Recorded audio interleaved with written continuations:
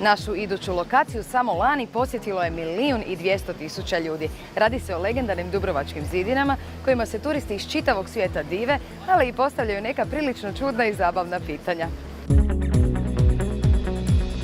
Ovo je nesumnjivo najpoznatija slika Dubrovnika. 1940 metara zida i milijuni ljudi spremni na gužvu ili napor samo da bi se fotografirali ovdje. Dakle, Dubrovnik iznimni svjetski bend, imate jedan iznimni podbrend, a to su Dubrovačke zidine. Kad se kaže Dubrovnik, ja mislim da 90% ljudi promisli na zidine. Zato što su prelijepe, zato što su iznimne, zato što mi, prijatelji društva Dubrovačke starine, dugi niz godina, to je već od 1952. njih intenzivno održavamo u smislu da budu originalne, da budu dostupne i da budu ono što sam već rekao, kao i što jesu, svjetski brend. Može li se Dubrovnik doživjeti tako da se zidine vide samo dolje sa Straduna, da se ne prošeće zidinama? Čujte, moje osobno mišljenje, moj osobni opinion ne. Ne može. Zato što cjelovitost Dubrovnika, taj korpus grada Dubrovnika, pogledajte ovo, to je Luko Paljetak, naš veliki pjesnik, rekao, to je jedna grasta, ogromna velika grasta, jedan džardin.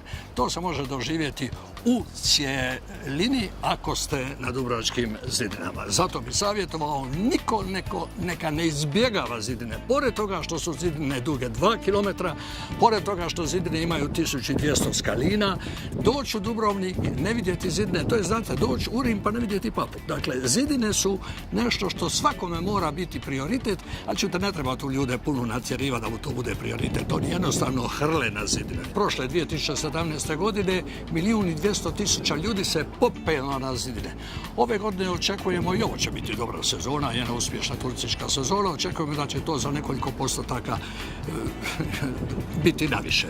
Dakle, impozantan broj. Sad čujte, kad rećete u broju posjetitelja 1.200.000 ljudi, onda svakako u paralel s tim ide jedna lijepa zarada od zidina, koja je, nećemo točno vidjeti, ali preko 100 milijuna.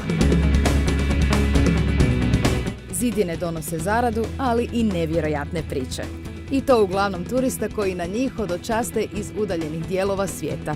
I on je meni htio ispričati kako je bio na Dubrovačkim zidinama, kako su redari, stražari zaključali zidine, on je na zidinama ostao i spuštao se niz neki zid, jer nije imao kuda više izaći sa zidina.